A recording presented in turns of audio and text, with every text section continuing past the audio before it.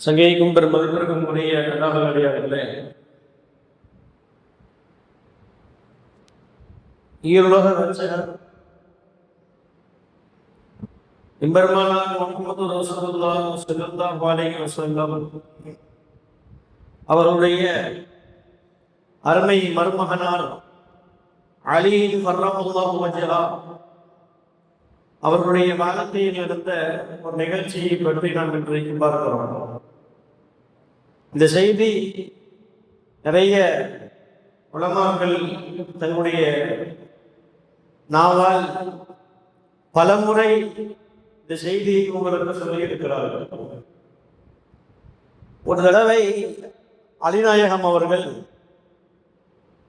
ஏதோ ஒரு வேலை நிமித்தமாக பஸ்ராவுடைய நகரத்துக்கு போயிருக்கிறார்கள். பஸ்ராவுடைய நகரத்தில் தன்னுடைய எல்லா விதமான வேலைகளை எல்லாம் முடித்துவிட்டு அசருடைய நேரம் நெருங்கிய போது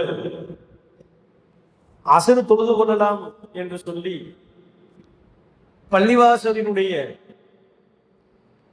அந்த வாசலிலே வந்து அதிநாயகம் அவர்கள் நின்றார்கள். அவர்கள் பயணம் செய்து வந்தது ஒரு ஒட்டகம். பொதுவாகவே ஒட்டகத்தை கட்டி போடாவிட்டால் அது நிச்சயமாக அந்த ஒட்டகம் காணாமல் போய்விடும். நபிகள் நாயகம் ஸல்லல்லாஹு அலைஹி வஸல்லம் அவர்கள் கூட இந்த ஒட்டகத்தை சுட்டிக்காட்டி நிறைய எடுத்துக்காட்டுகளை சொல்லியிருக்கிறார்கள். குர்ஆனை நீங்கள் திரும்ப திரும்ப அதை நீங்கள் ஓதிக்கொண்டே இருக்க வேண்டும். குறிப்பாக குர்ஆனை மனனம் செய்தவர்கள் அதை திரும்ப திரும்ப ஓதிக்கொண்டே இருக்க வேண்டும். இல்லை என்று சொன்னால் கட்டி போடப்படாத ஒரு ஒட்டகம் காணாமல் போய்விடுவதை போல குர்ஆன் உங்களுடைய உள்ளத்திலே இருந்து காணாமல் போய்விடும். எனவே அந்த திருக்குர்ஆனை திரும்ப திரும்ப நீங்கள் அதை மனப்பாடம் செய்து நீங்கள் அதை தேக்கி வைத்துக் கொள்ளுங்கள் என்றார்கள் நபிகள் நாயகம் ஸல்லல்லாஹு அலைஹி வஸல்லம் அவர்கள். எனவே அந்த ஒட்டகத்தை நிச்சயமாக கட்டி போட்டே ஆக வேண்டும். அலிநாயகம் பார்க்கிறாங்க, கட்டி போடுவதற்கு எந்த விதமான வாய்ப்பும் இல்லாத ஒரு சூழலாக இருந்தது. ஒரு மனிதர் ஒருவர் வந்தார். அவரிடத்துல சொன்னார்கள், நான் இந்த அசர் தொழுது வந்துடுறேன், இந்த ஒட்டகத்தை கொஞ்சம் பிடிச்சுக்க அப்படின்னு சொல்லிட்டு போயிட்டாங்க. அலிநாயகம் உள்ளே போயிட்டு தொழுது விட்டு பள்ளிவாசலிலே இருந்து வெளியில வருகிற போது அந்த பாதுகாப்பாக அந்த ஒட்டகத்தினுடைய கயிறை பிடித்து கொண்டாரு.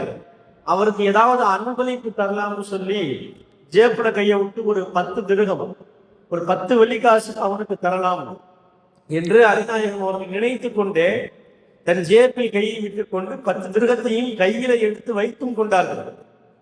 ஆனால் என்ன செய்ய, வெளியிலே வந்து பார்த்தால் அந்த ஒட்டகம் மட்டும் இருக்கிறது.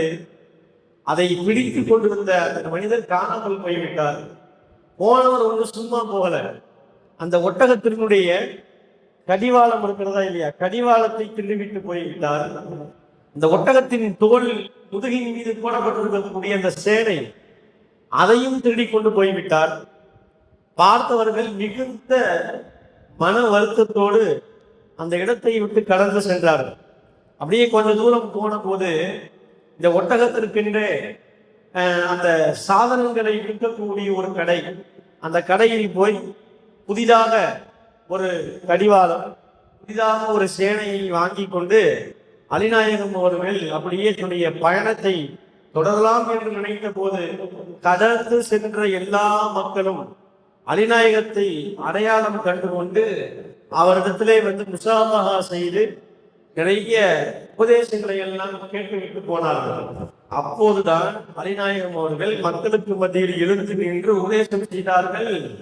யா கௌமி, என்னுடைய அருமை மக்களே, உங்களுக்கு நான் ஒரு செய்தி சொல்லுகிறேன். அல்லாஹ்வுடைய அடியார்களில் ஒரு மனிதர் இருந்தார். அல்லாஹ் ஹலாலான முறையில் 10 திரகம் தரலாம் என்று அவனுக்கு நினைத்திருந்தான். ஆனால் என்ன செய்ய, மனிதனினுடைய அறியாமை, அவனுடைய அவசர புத்தி, அவனுடைய பேராசை காரணமாக அந்த மனிதன் அந்த 10 திருகத்தை ஹராமான வழியில் அவன் வாங்கி பெற்று கொண்டு போய்விட்டான் என்று தனக்கு நடந்த நிகழ்ச்சியை அதிநாயகம் அவர்கள் மக்களுக்கு மத்தியிலே விளக்கி கூறினார்கள். இந்த நிகழ்ச்சி சொல்லக்கூடிய நமக்கான போதனை இதுதான். என்ன? அல்லாஹ் ரப்பல் ஆலமீன் நீங்க என்ன உலகத்தில் பாடுபட்டாலும் என்ன ரிஸ்க் அல்லாஹ் நிர்ணயம் செய்து வைத்திருக்கிறானோ அதுதான் நமக்கு கிடைக்கும். அது மட்டுமல்ல, நாம் அதை ஹலாலான முறையில் தேட வேண்டுமே ஒழிய ஹராமில் தேடக்கூடாது. என்ன நீங்கள் முயற்சி செய்தாலும் உங்களுக்கு அல்லாஹ் எதை நாடி இருக்கிறானோ அதைத்தான் அல்லாஹ் தர முடியும்.